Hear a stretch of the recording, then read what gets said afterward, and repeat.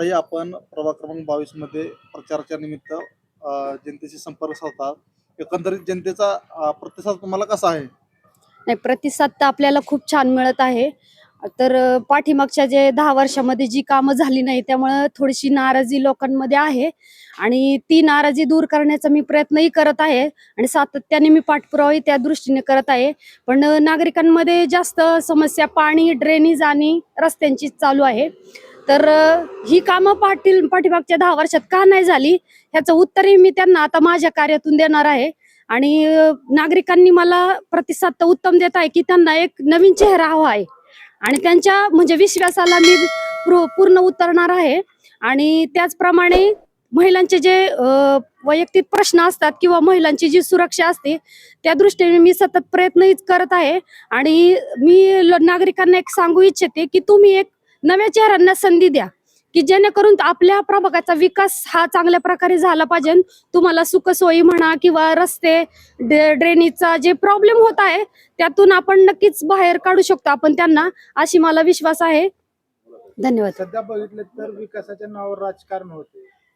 तुम्ही कुठलं धोरण बजावलं? नाही, मला तर म्हणजे आम्ही कट्टर शिवसैनिकच आहोत त्यामुळे शिवसेना हा पक्षच समाजकारणावरती चालू आहे. 80% समाजकारण आणि 20% राजकारण. पण 20% राजकारण का करायचं तर काही गोष्टींसाठी राजकारण हे लागतच मुळात.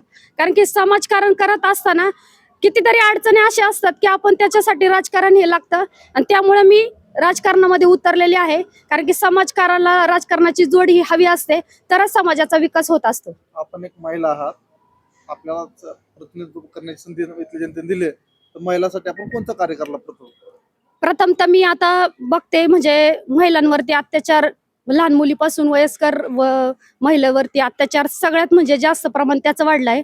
आणि काळेवाडीमध्ये सगळ्यात जास्त समस्या ती आहे की मुलं चौकामध्ये असतात, CCTV कॅमेरे आहेत पण ते चालू नाही. तर पोलिसांना कुठेच द्यायचं म्हटलं तरी आपल्याकडे काही पुरावे नसतात की सगळ्यांसाठी महिलांसाठी ती सुरक्षा मी पहिलं लागू करेल. त्याचप्रमाणे महिलांना आजार म्हणजे हे ड्रेनेज वगैरे ह्याच्यामुळे जे प्रादुर्भाव होतोय, दुर्गंधी होतीये, त्याच्यामुळे आजारांचं प्रमाणही जास्त झालेलं आहे. त्यामुळे महिलांना आरोग्य कसं चांगलं ठेवता येईल किंवा त्यांच्याबद्दल म्हणजे योगा क्लासेस असतील किंवा काय ह्या सगळ्या सुरक्षा देण्याचं काम मी करणार आहे. मध्ये प्रचार आपल्या तुमच्या उमेदवाराचे प्रचार चालतात, काय सांगाल एखादं वातावरण बघून आपण इथलं? वातावरण आता आमचं शिवसेना उद्धव बाळासाहेब ठाकरे पक्षासाठी खूपच अनुकूल असं आहे. कारण आजची जी गोड बातमी आहे की मनसे आणि शिवसेना उद्धव बाळासाहेब ठाकरे पक्षाची युती झालेली आहे, युती डिक्लेअर झालेली आहे. म्हणजे अगदी दुग्ध शर्करा योग आहे. आणि आम्हाला खात्री आहे की आम्ही जिकडे जिकडे म्हणजे उमेदवार दिले आहेत ते आमचे सर्व उमेदवार ह्या निवडणुकीमध्ये जिंकून येतील. आणि आमच्या ह्या ज्या उमेदवार सुजाता नकाते ह्यांचं तर पहिल्यापासून प्रभागामध्ये काम पण चांगलं आहे. त्यामुळे आम्हाला विश्वास नाही तर पूर्ण गॅरंटी आहे की हा पण आमचा उमेदवार येणाऱ्या पिंपरी चिंचवड महानगरपालिकेमध्ये तुम्हाला नक्कीच बसलेला दिसेल. पण पिंपरी चिंचवड मध्ये मनसे आणि शिवसेनेची युती झालेली आहे का? हो आहे. अधिकृत घोषणा आता होईलच. आता मीटिंग चालू आहे सर्व म्हणजे महाविकास आघाडीला वगैरे घेऊन तुम्हाला कळेलच संध्याकाळपर्यंत. केव्हा चर्चा चालली की पिंपरी चिंचवड मध्ये महाविकास आघाडीचा एक प्रयत्न केला जाईल, त्याच्या मार्फत सगळे पक्ष हे मुंबईमध्येच ठरलं होतं आमचं की पुण्यामध्ये सगळीकडे मनसे शिवसेना ही युतीच असणार आहे त्यामध्ये आणि मुंबईमध्ये पण उमेदवार आहेत. पण या मनसे आणि शिवसेनेमध्ये निष्ठावंतांना न्याय भेटेल का? सध्या नक्की सर्व निष्ठावंतांना न्याय हा भेटणारच. त्या अनुषंगाने सीटचं वाटप केलं जाणार आहे. आता ह्या प्रभागामध्ये आपण ज्यावर फिरत आहात तर एकंदरीत ह्या इथल्या नागरिकांचा तुमच्या उमेदवाराविषयी काय सकारात्मकता काय वाटली तुम्हाला? खरं बघायला गेलं तर आता जे महायुतीचं सरकार आहे या महायुतीच्या सरकारला सगळे कंटाळले आहेत. कारण इकडे फक्त भ्रष्टाचार चालतो. इकडे ह्यांचं जे काही कामं वगैरे पैशाने सगळं विकत घेतलं जात आहे. पण शिवसेना उद्धव बाळासाहेब ठाकरे पक्षाचे जे आमचे पदाधिकारी म्हणा, कार्यकर्ते म्हणा, हे फक्त पैशाच्या जीवावरती नाही तर ह्यांचा प्रत्येक म्हणजे जनसेवा जी महत्वाची असते. कुठे कोणाचा काही प्रसंग असेल काही हे धावून हा पहिला जातो तो आमचा शिवसैनिक असतो. दुसरा कोणत्याही पक्षाचा कोणताही कार्यकर्ता नसतो तिथे हजर, पण आमच्या शिवसेनेचा कार्यकर्ता हा पहिला हजर असतो. आणि सगळ्या लोकांना ह्या गोष्टी आता माहीत झालेल्या आहेत की भविष्यामध्ये काही प्रसंग आला किंवा काही असेल तर फक्त आणि फक्त शिवसेनेचा कार्यकर्ता आणि शिवसेनेचे पदाधिकारी आणि शिवसेनेचा जो कोणी नगरसेवक आहे तो पहिला आमच्या कामासाठी धावून येईल. आणि त्यामुळे सध्या बघितलं तर लाडकी बहिणी बहुचर्चेमध्ये, तुम्ही काय आव्हान कराल? झालं, लाडकी बहीण योजना पण आता संपुष्टात येणार आहे. कारण हा फॅक्टरच वापरून त्यांनी महायुतीने काय केलं माहितीये, मागच्या वेळेला या फॅक्टरच्या जीवावरतीच ते निवडून आले.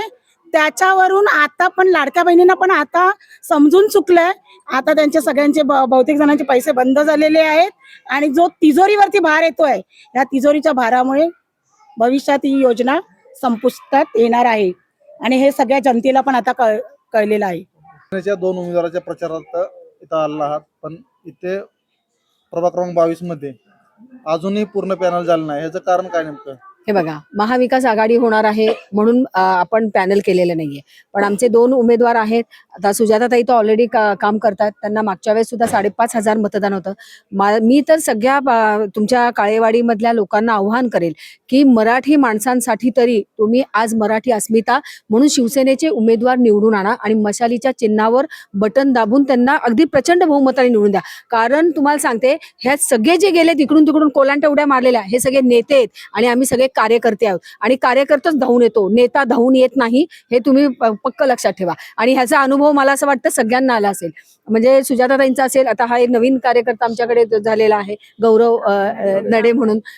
तर मी तुम्हाला सांगते की ना, जो शिवसैनिक आहे ना तो खरा आमच्याकडचा माणूस आहे. आणि जे साहेबांनी आम्हाला सांगितलेले ना 80% समाजकारण, आणि त्याच तत्वावर आम्ही सगळे चालतो आणि 20% राजकारण आहे, म्हणून आम्ही खरं मागे पडतो. पण आता तसं करू नका.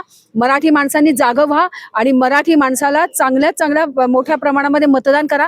आणि सुजाताताई आणि नडे या दोघांनाही मशालीच्या चिन्हावर बटन दाबा, एवढं मी तुम्हाला सांगते. आणि एक कार्यकर्ता आम्हाला निवडून द्या. सध्या बघितलं तरी चिंचवड आणि भोसरी विधानसभेमधले जे आता जे काय आले होते नेते, त्यांनी तुमची साथ सोडलेली आहे. त्यामुळे बघितलं तर शहरामध्ये कुठं असं कमीपणा जाणवतो? अजिबात नाही, कार्यकर्ता आहे तिथंच आहे. नेते गेले, मी म्हटलं ना तुम्हाला, नेते गेले, कार्यकर्ते नाही गेले. आणि आणखीन एक सांगते की जेव्हा उद्धव साहेबांना सगळे खासदार आमदार सोडून गेले, पण कार्यकर्ता आणि सगळे शिवसैनिक तिथंच होता. आता सुद्धा सगळे शिवसैनिक आम्हीच येते, कार्यकर्त्यांच्या जीवावरतीच नेते झालेले. त्यांच्यावर झाले. पुढच्याच फक्त आयात करू नका, आम्ही एवढंच सांगितलं साहेबांना, बस झालं. निवडणुकीच्या तोंडावर शहर अध्यक्षानं पक्षांतर करणं काही फरक पडत नाही. काही मी जिल्ह्यावर आहे, फरक ह्या नाही, संपर्क काही नेत फरक आहेत, नाही आम्हाला. मुंबईवरून आल्यात ह्या. मी आता जिल्ह्याचे अध्यक्ष आम्हाला काही आहे. फरक आम्ही फिरतो पडत ना, नाही. फरक नाही पडत. कारण आमच्या कार्यकर्त्यांच्या जोरावरती निवडणुका आम्ही हा. जिंकतोय, कार्यकर्ता. नेत्यांच्या नाही. नेत्यांच्या नाही. तर आपण शेवटचा प्रश्न विचारतो, तुम्ही नागरिकांना असं काय आवाहन कराल? मी नागरिकांना तेच आवाहन केले की बघा, मुंबई असू द्या आणि आता जो काही चाललेला आहे भाजपचा भ्रष्टाचार, इकडून तिकडे कोलांट्या उड्या मारणं, ह्याला पळवा पळव, राष्ट्रवादी तिकडनं त्याला पळवा पळव, जे चालू आहे त्याच्यापेक्षा जे स्थिर आहेत, जे शिवसेनेचे आहेत, त्या लोकांना तुम्ही उमेदवारी आम्ही दिलेली आहे आणि त्या लोकांना तुम्ही, मला असं वाटतं, मशाल ह्या चिन्हावर निवडून आणा. आणि जास्तीत जास्त मशाल म्हणजे भगवा हा आम्हाला कॉर्पोरेशनवर फडकवायचा आहे. त्यासाठी मी सगळ्यांना आव्हान करेल की तुमच्या ज्या काही अडचणी आहेत, मी आता या इथल्या जवळच्याच प्रभागात राहते, तुम्हाला काही अडचण आली तुम्ही पळत सुजाताताईंकडे जाऊ शकता आणि ताई मदत करणार म्हणजे करणार, हे लक्षात ठेवा. कारण आम्ही कार्यकर्ते आहोत, नेते नाही, हे सगळ्यांनी पक्क लक्षात ठेवा. आता इलेक्शन आली आहे म्हणून त्या पळतात असं नाही. तुम्ही कधीही या, कधीही सांगा, त्या तुमच्यासाठी पळणाऱ्या आहेत, हे मला म्हणायचं आहे. आणि त्यामुळे मशाल मशाल मशाल